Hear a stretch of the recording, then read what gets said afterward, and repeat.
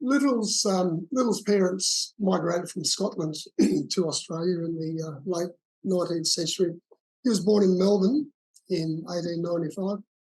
We were down in Melbourne a couple of years ago when we visited the house near St Kilda, where the family were living later on in his life. It's now a boarding house. He went to Scots College. His family were relatively well off. They were able to send him to the prestigious Scots College, which was the alma mater of many prime ministers and knights and members of parliament and judges. He didn't excel at school. He wasn't a whiz in any of his academic pursuits. He wasn't a bad sportsman, but his main considerations appeared to be rifle shooting and collecting flowers.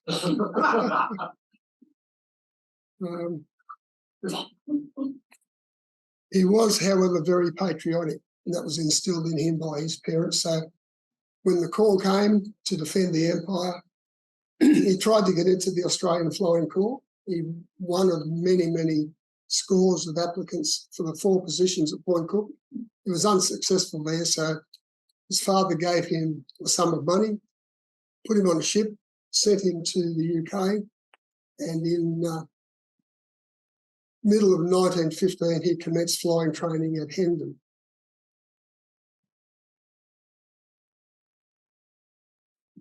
Having achieved flying certificate number 1958, and can somebody tell me if they were actually sequential? So he's up there in the first 2,000 at the cost of £100. So he applied for the Royal Naval Air Service, and on the 14th of January, 50 years before I joined the RAF, there he was fronting up to get his uniform as a temporary probationary sub-lieutenant. I mean, you can't get much lower than that. Perhaps a movie. Next one. So there he is. He photographed as a very, very earnest and serious young man. He was probably 20 when that photograph was taken, but he looks like a man of much more advanced years. Thanks. His first posting was to Dover, flying coastal defence seaplanes. And he wasn't really one of the Squadron CO's most favourite pilots. In fact, there was a time where his reports were saying, should we let this fellow go or should we keep him on? He wasn't making too much of an impression on his seniors. And they had some reservations about his officer-like qualities as well. And that's very important in the uniformed service. One good thing that happened to Alec when he was in Dover was he met Vera Field and married Vera. Within 2 months of getting married, he was off to the Western Front, where the RNAS was supplementing the AFC and the RFC. Vera was pregnant with his child when he went off to Europe. Thanks. That handsome photo there was probably taken in early 1918 when he left the front to go back on a bit of R&R. So he and Vera had a studio portrait taken. The airplane that he gained his first victory in was that Sopwith Pup 5182, N5182. Unbeknownst to me, I was at Hendon in 1991 and I photographed that airplane with my son standing in front of it. I hadn't heard of Alec Little at that stage. But it was recovered from Belgium, taken back to the UK in the 60s, made serviceable with the intention of flying it, and the British CAA said, well, who are you going to get to certify? So I actually went to Tommy Sopwith and said, Tommy, would you certify this airplane for me? And he did. I'm watching this talk. So they flew it once or twice given and in then Sydney. it went back into the RAF collection, RAF collection. Thanks. At the Fleet Air Arm Museum, or what was Australia's Museum of Flight, or the Museum These of are all the guys who are on the call. back at Nara. There's a bloke in One of America, the, there's a guy in the UK, and the rest of them are in different parts of Australia. Marvellous. Hmm. On the screen. Yeah. Topless pup, eh? My apologies. One of the major supporters of the Fleet Air Arm Museum at Nara was your former member, the late John Goble. John was the son of Stanley Goble, S.J. Goble, who you know was a Royal Naval Air Service pilot in World War I. So John convinced the then museum directors or the board that they should build a replica of Alec Little's aeroplane.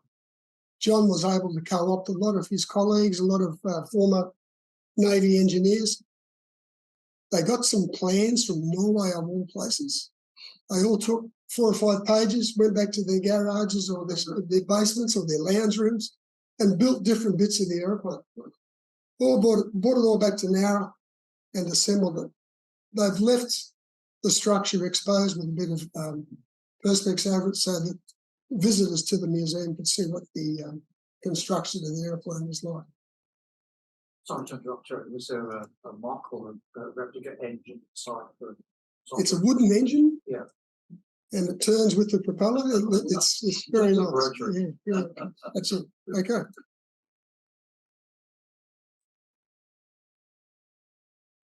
Having first flown the pup, the British were then concerned that the Fokker triplane was having the advantage over their mounts at the time on the Western Front. So Sopwith designed and released the triplane, the Sopwith triplane.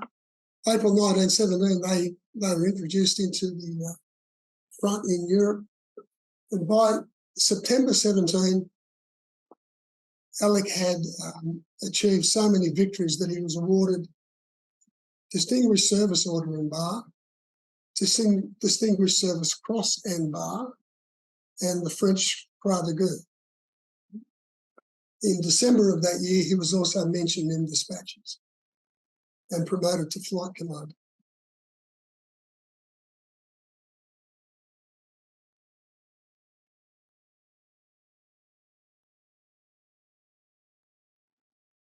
Alec and Vera had made an agreement before he went off or went back to the Western Front that should he meet his demise in battle, that she would take their son, also called Alec, back to Melbourne to live with Alec's family. Right.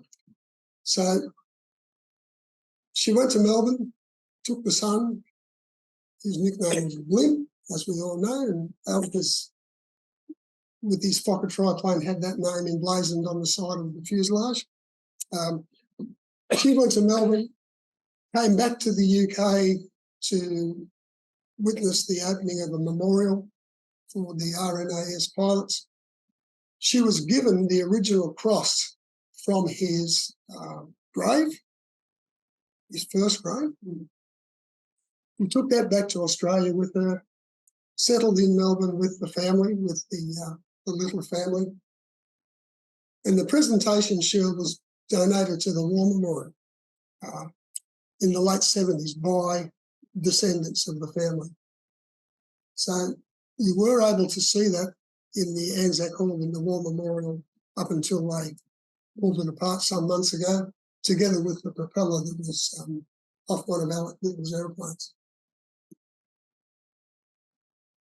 So we know that on the 1st of April 1918, RNAS and the Flying Corps formed to create the RAF. He was now Captain Little, 203 Squadron RAF. That squadron number derived from number 3 Squadron RNAS, so they just added the 200 to the Royal Navy numbers. On the 27th of May 1918, in the evening, Alec heard enemy aircraft flying over the camp, went off, left his dinner on the plate, jumped into his aeroplane, pursued those bombers, those Gotha bombers, and was found the next morning. His aircraft had crashed. He was still strapped in with a bullet wound through both thighs, and he bled to death. I think it ironic that King George V chose to change his family's surname from Saxe-Coburg-Gotha to Windsor during World War I. And there they were fighting against Gotha bombers. So his final resting place is in a little village near Amiens, it's about an hour's drive from Amiens, called Beauvoir-Wavin. And it's known as the Wavin War Cemetery. Beautiful little cemetery. Thanks. Just got a slight query here. Yeah. Somebody's saying that there's some files up on the screen, and they don't seem the to top, be here. Yeah, Where can I get rid of them? we might need some technical help again. No, that was about 20 minutes ago, Des. I SMS'd you. That was me. I SMS'd you at the start. So that's old news now. We're all good. Oh, we're all good. We're all good. Oh, well, we've got it on the screen here. Yeah. No, thank you. Thank you. Sorry about that. Okay. So here we are.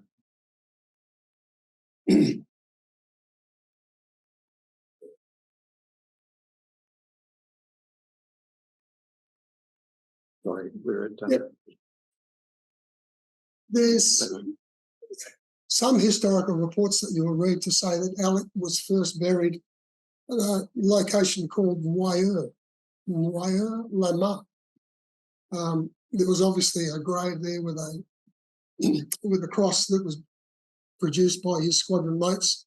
And then when the War Graves Commission came through and established all of these wonderful cemeteries on the Western Front, he was relocated to Wavin. It's one of the smallest cemeteries in Europe.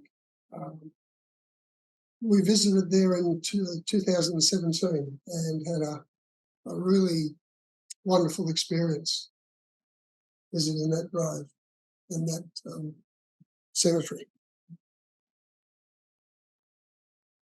So now we get to the crux of the presentation, discovering Alec Little for a second time. Okay, next slide.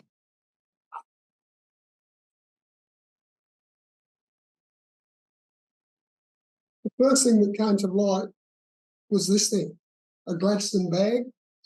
My grandfather used to carry one to work every day when he was a fitter and turner in a foundry in Newcastle. So I knew what a Gladstone bag was at least. This Gladstone bag was found on a garbage tip at Texas in Queensland in about 2011. I mentioned before the fellow's name was Shane who found it. He was actually going to the tip on his way home in Stanthorpe to drop off some asbestos. Oh, yeah. As you do. On a Sunday afternoon. Being bushies as they were, if there was anything that somebody else thought might be valuable, they wouldn't take it into the tip, they'd leave it at the front gate. So that bag was sitting at the front gate of the Texas tip one Sunday afternoon in 2010, 2011. So Shane opened the bag there and there was a big coat wrapped up inside the bag and a rat had made its lovely cosy nest on the top of the coat. So he ejected the rat and the nest and just closed the bag up and took the bag home and put it in his garage for probably 12 months. And then, as I mentioned earlier, he found this mannequin head, realised or remembered that there was a leather helmet in the bag, got the helmet out and started investigating, started looking at all these things that were in the helmet, or in the bag, I should say. That's when he realised that this was quite a treasure trove, very, very significant historical collection. He went on the internet, found Gareth's name, number, and gave Gareth a call. you guys must know something about this fellow called Alec Little. Fortuitously, Gareth rang me. Colin and I were on a jet 2 days later to go to Brisbane. We hired a car, booked some accommodation in Toowoomba, and drove to Stanthorpe to meet Shane, not knowing whether he was going to donate the stuff or just show it to us or just tempt us with it or whatever. I really had no expectations when we went there that he was going to hand the stuff over. It was his wish that most of the material went on permanent public display. He knew that if he gave it to the War Memorial, it would go into an archive somewhere, into some storage, and probably never be seen by the public again. So we were very, very fortunate that Shane was generous in giving it to us. We then had everything valued. Shane got a tax concession in his next year's tax return, and everybody was happy. Before I went up to Stanthorpe, I said to one of my colleagues who worked for me at the museum, I'm going to visit this fellow in Stanthorpe, Shane such and such. Oh, he used to be married to my sister. This makes sense. And I got the rundown on Shane and the ex-wife and all that sort of stuff. And that's why Shane didn't want to be particularly identified. There were all sorts of problems going on. So anyway, like I said, we were very fortunate that Shane was so generous, and only because Gareth had made contact with us that we were able to retrieve the stuff and bring it back to now. And of course, we'd already had Little's replica there for 20 years. So, and I think Shane was aware of that as well. Yes. So what we wanted to do was to find out where the hell this stuff had been since 1918, 1919. We went to the Toowoomba newspapers, we went to Win TV in Toowoomba, we went to ABC radio in Brisbane, whilst we were still up there, and put the word out. There were articles written in magazines, aviation magazines. To this day, we still don't know who had that Gladstone bag and all of this stuff since 1919. What are these items, though? I'll get on to You'll each get onto that. individual item as we go. Okay. Right. That's just... Oh, So yeah. the flying helmet.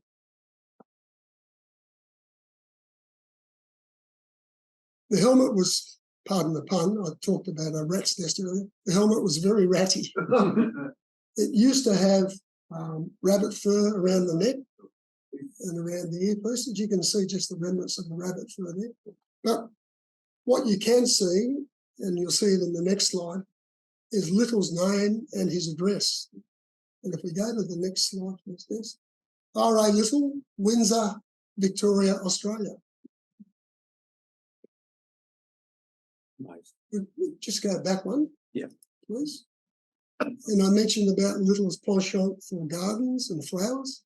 He carried with him in his goggles case pressed wattle and pressed pansies that he brought from Melbourne to remind him of home. They were still coloured. Yeah.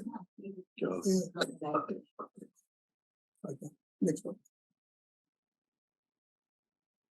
I tried to find out the origins of the helmet itself. And if we go to the next slide, we'll see the button, and it's got a stag's head on it. I found that there was a company called Stag, S-T-A-G-G, that made flying helmets. But the history of that company only went back to 1921. So a bit of a mystery whether the company was making it under another name and just used that logo. If anybody knows, I'd be glad to find out, happy to find out. But the society got a helmet. It doesn't have that on it. Doesn't have that on. No, no, it was held by Sergeant, can't remember his name. He was 3 Squadron Sergeant. Oh, okay.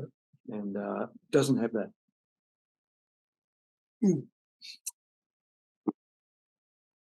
Some of the poignant things that we found inside the bag was an embroidered postcard. the French were selling those off to the Australians left, right and centre. Half a franc or whatever, you know, write a postcard back to you.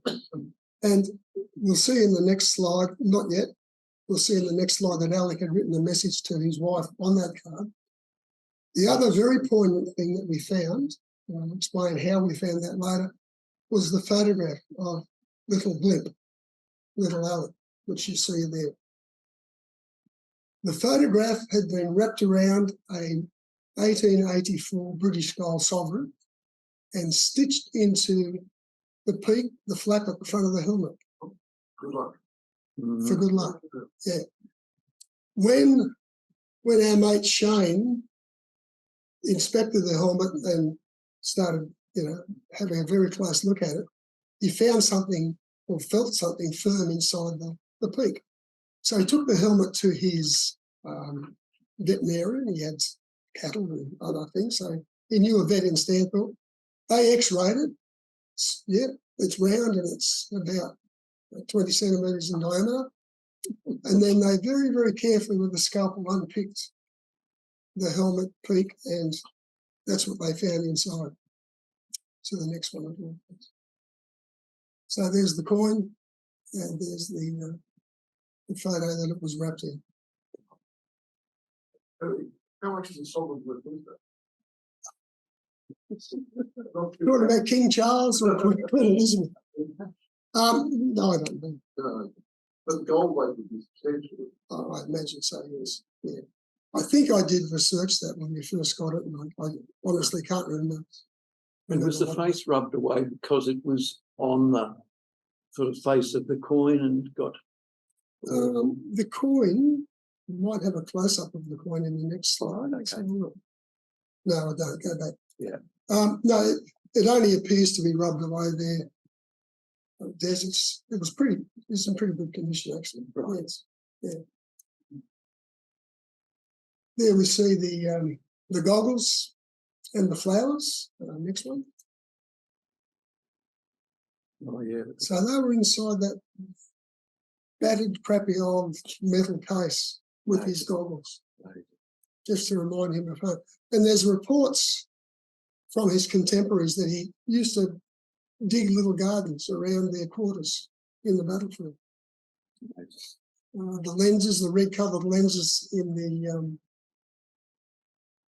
the goggles for night flight, a bit different to the night vision goggles that people like my son have worn over the years. And the birthday card, the embroidered birthday card. Next one, with the message: to my dear wife, wishing you many happy returns and good luck. Obviously, that birthday card was never dispatched. She never received it. Okay. It's time for the gloves now.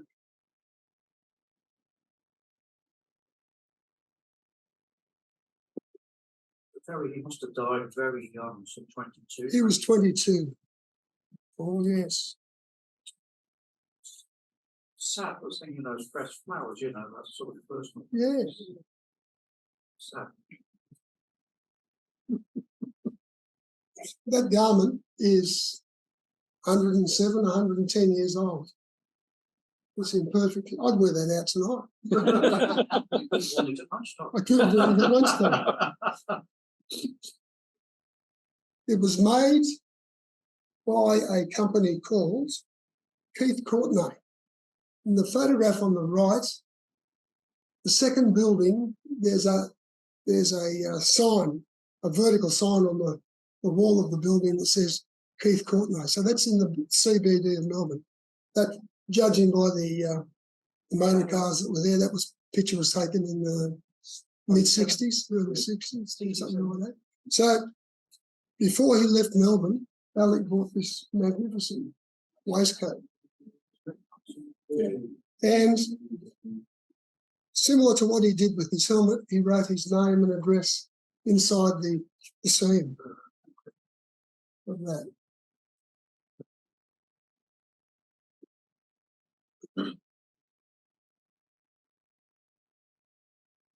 There we see the label.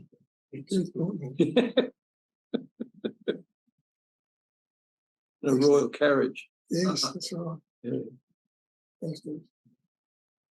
So that's what I just showed you. That's the name inside that seal of the jacket. When I joined the Navy in 1966, part of our uniform issue were called shirts, white, collarless. And they even had them back in 1916 as well. So you were issued with 3 or 4 shirts and 10 collars. So you wear the shirt for a week and change the collar every day. That's beautiful still. That's a silk uniform shirt. Looks still good. And if we just look at the next image, oh, sorry, go back, sorry. Go back. Yeah, Go back. go back. Yeah. In the collar are the words, and we've just made it out. The ink is very faded. It says RN Air Service. He didn't write his name in it. He just wrote RN Air Service. Maybe they put them in. Maybe they put it on. Yeah, maybe they did. So that was one of his uniform shirts. Thanks, Dennis. This item is on display with the flying helmet and the goggles in the Fleet Air Arm Museum. Just a lovely paisley print silk scarf from Liberty of London. Now, whether he bought that in Melbourne or bought it in England, we couldn't be. Yeah, thank you. We know that he did buy his undies at Anthony Horton's. Size 38 long johns. That particular pair of long johns is on display at the Australian National Aviation Museum at Moorabbin in Melbourne. They set up a really nice World War I exhibition whilst I was still the director at the museum, and they said, "What can you loan us?" So we gave them a set of Alec's undies. And you can see there the embroidered initials at the top, AL. He's written his name too, hasn't he? And he wrote his name as well, yes. Yeah.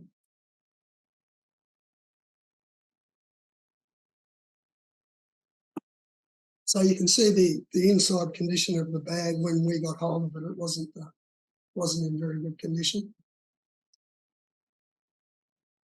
Also in the collection were these glass negatives.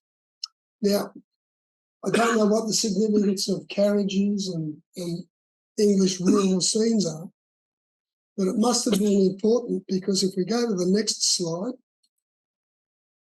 please return to the Little Family, Punt Road, Windsor, Victoria, Australia. So, God. another mystery. What was the significance of those? This is where I'm really relying on you to give me some answers, because there was a couple of commemorative medallions, and this was one of them. This was a 1916 medallion issued by the Victorian Education Board, VEB. Next one, please. Yeah. And another one from 1918. You see at the top, EVD, or Victorian Education Department. So we know that Alec's brother, James, went to Gallipoli, and they soon sent him home because they discovered that he had myopia. And as a marksman, that wasn't going to help you very much in the trenches at all. So he was repatriated. Whether he got involved with the education department in Melbourne, another mystery. I have no idea. I spoke about Alec being quite a marksman, and one of the two things he did in his spare time was either practice shooting or collect flowers and grow flowers. We presume that this British penny, he drilled a hole in it, and at the bottom of Queen Victoria's neck, you can just see the impression where there's a 22 bullet that struck the coin.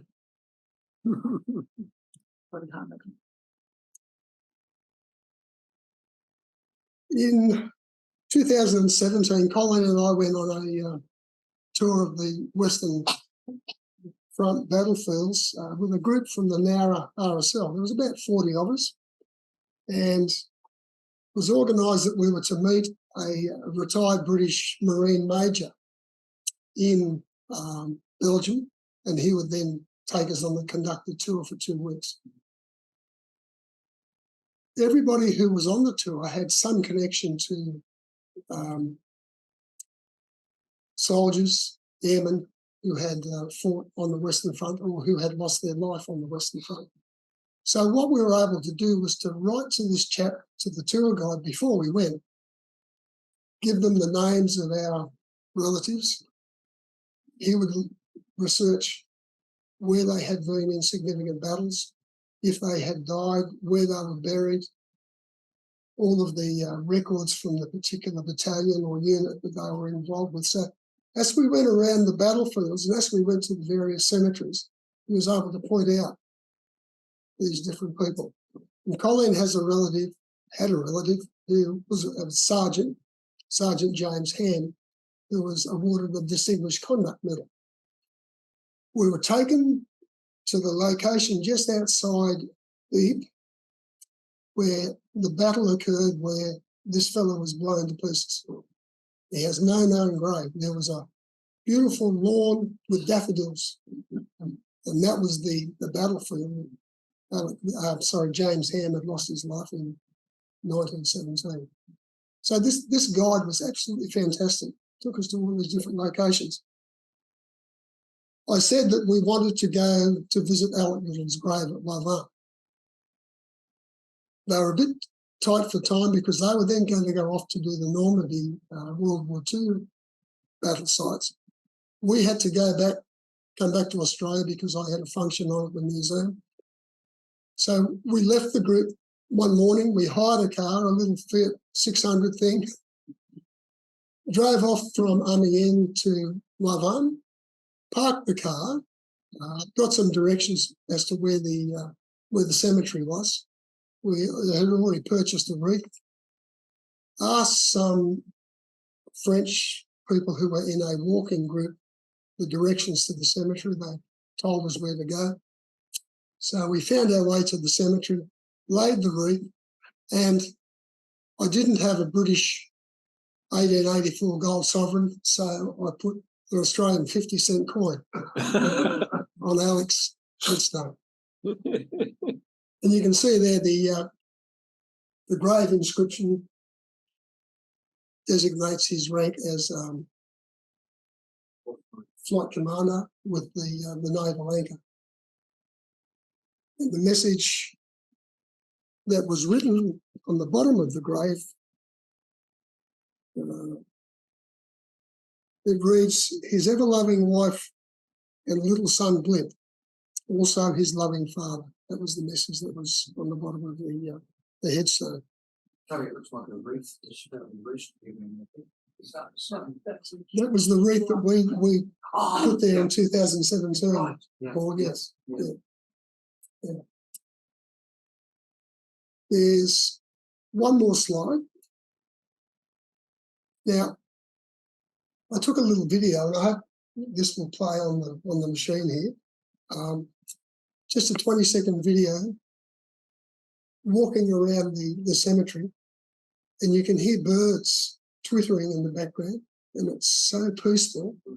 And then near the end of the video, you may hear this very, very faint noise of gunshots, and it just sent tingles down our spine.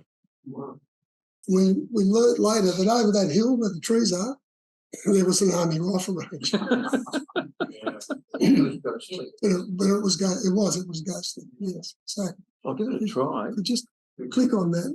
Hang on. I'm going across here. Click on That arrow. that arrow. Yeah, try that one. Sorry. It's going backwards. All right. There's something that shows a video camera there.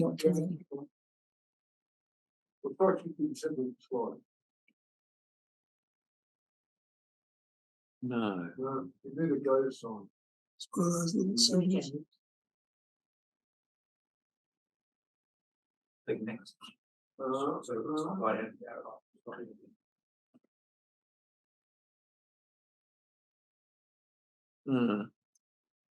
Any other? Try the forward arrow. Forward arrow, yeah. No, forward arrows. No, I don't. Yeah. No, unfortunately, technology has beaten us, but at least I've described how we felt Yeah. having that experience going to his road. Yeah. Remember who was in the grave next to There was an English VC recipient. There was a German soldier, one German soldier. There was about 30 odd graves in this cemetery. There was a German soldier right at the back near the brick wall, but there was an English VC. I think it was here. McCutcheon, yes, that's right. Yeah. So is that, right, if you said it was very small, is that maintained by the Commonwealth War? It is, yes.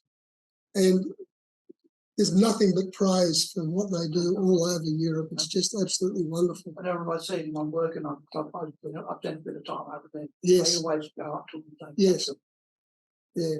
I want more, they're pleased. Of course. It was about a 20-year-old. Yeah. Is that right? Yeah. Yeah. And I said to him, he said, I do it because I enjoy what the soldiers did for us. Yes. Yeah. This was a 20-year-old. Yeah. That's true. Yeah. Next. So I'm happy to take any questions or I'm happy to receive any advice from you because there's a lot of mysteries involved in this whole story. Yeah. And we're trying to piece it all together.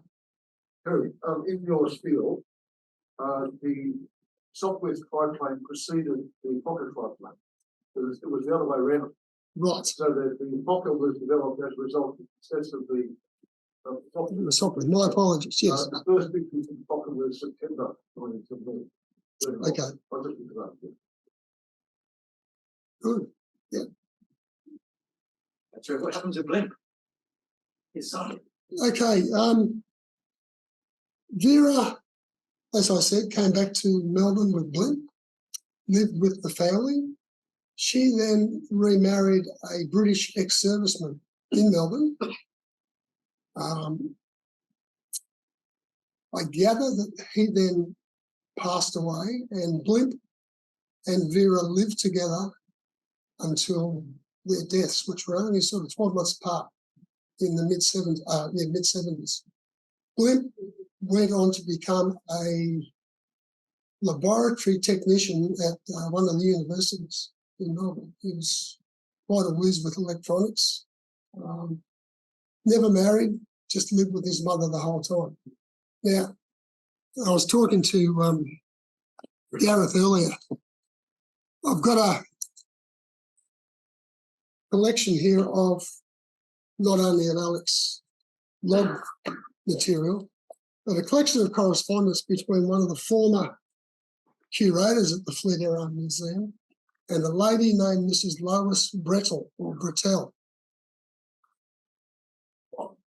I'm yet to establish whether she was a relative from the second marriage or a descendant from the second marriage of Alec Little. I don't know, but she and Bob Gale, Windy Gale, our curator at the Fleet Air Arm Museum for quite a few years, had corresponded, and I was able to find in the archive several of their letters. She was vehemently opposed to anything that was written in criticism of Alec Little. So I get the impression that she was a relative. Yeah, But from my recollection, I've been researching strains in the RNAs for 25 years now. Bob was actually one of the ones who got them started on the podcast. He gave his original list of the strains. oh, good, yes. And my understanding, and I corresponded with Mrs. Brettel twice. I gave up the second time because I found her a bristly Yeah. lady. Her husband was the relative of Little. I assume it's from the first marriage, because she never said it was. She said he was directly related to Bob Little. So I'm assuming it's the first marriage. But then Vera sometimes exaggerated, or Loris sometimes exaggerated. Right. Yeah. So Well, to my knowledge, Blimp, Alec Jr. was the only yeah. child from I the think she first might have marriage. been the brother. I don't know. But yeah, from what I gathered from her, he was from the original marriage. So I'm assuming he might have been the brother. I don't know. She said the original marriage, but as I said, with you, I did a lot of research on the family, Yes. and I couldn't find any direct lineage.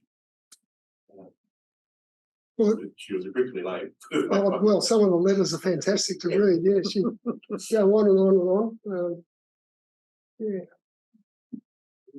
So, Gordon, What's that? Gordon raised his hand on the screen.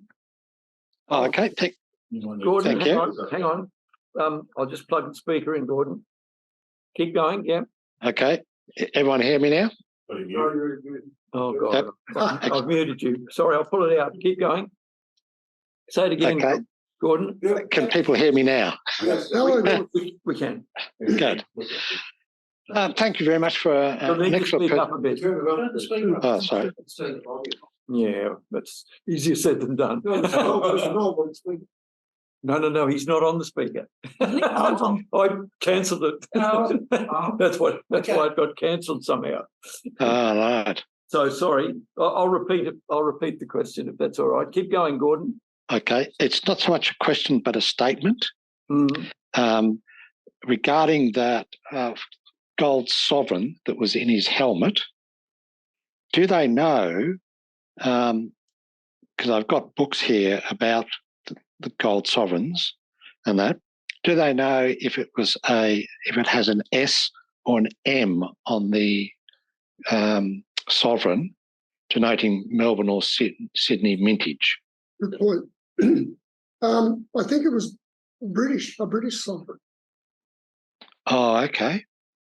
Yeah, I was aware that there was the two mints, Yes. but the assumption is that sovereign was obtained in England when he was in England after Blimp was born.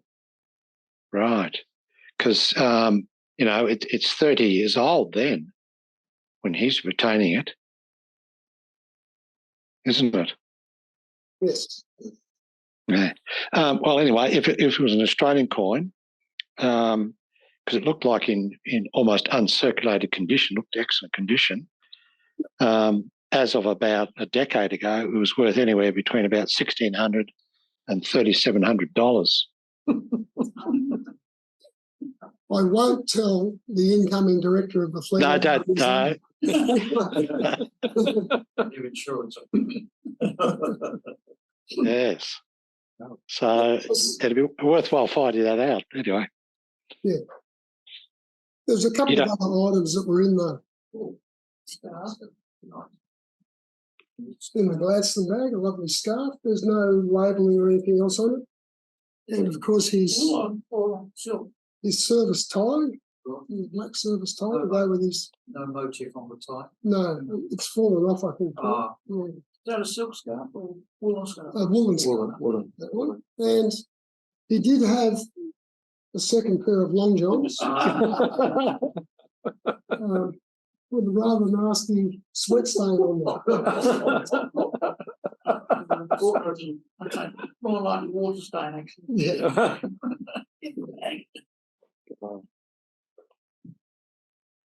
There also the pup and biplane had total loss lubrication system.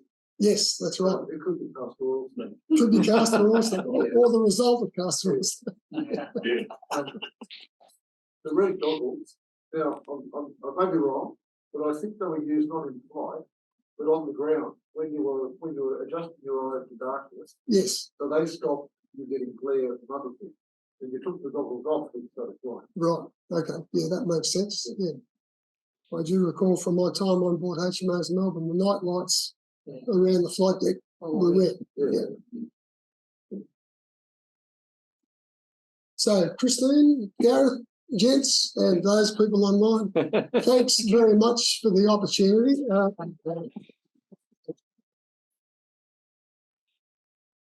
And I didn't see Colin go like this once. So That was the early bit when you talked about yourself.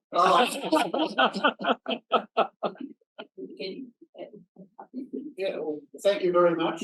It was most illuminating, but very interesting indeed. First, if I can just throw in a little bit from my side.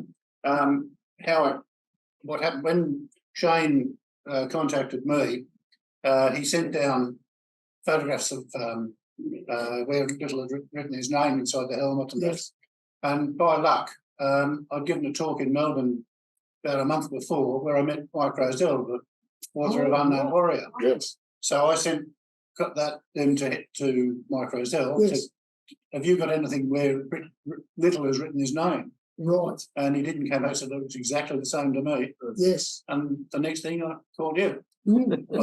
Naval aviator, that seems No, a that logical was, place to go. that was wonderful. How he did that. Mike put out a second edition of the book with photographs of the artifacts once he'd found that we had them in our possession. Yeah. You mentioned his ball flying when he was training and whatnot. Yes. I wrote an article for commemoration of his anniversary of his death this year, and I managed to get the service records for Little. And the CO at East Church described his flying as sometimes erratic. He has a trick of landing outside of the aerodrome. I recommend him for seaplanes. So that was sent to Felixstowe. Yes. And the CEO there said, as an officer, he is quite hopeless and likely to remain so. He could be made use as an aeroplane pilot at Dunkirk. There would not be any advantage for this station for him to remain here. So that's when he went to Dunkirk, and the CEO at Dover said you basically got one more chance. Otherwise you're out. Yeah, that's And right. there he really I think his he's got attitude, himself. or whether it was his soon to be wife. Who knows? Well, yes. Yeah, it's interesting that I thought he wasn't up to officer standard. One of the books that we recently received from the Vancouver Island Military Museum about a group of Canadians who joined and most of them joined the RNAS. Yes. And one of those was actually an instructor in Canada, went to Britain, joined the RNAS, and they sent him back saying, he's a good pilot, but we don't want him. So, Bit of British snobbery. anyway, thank you very Thanks very much. much. Much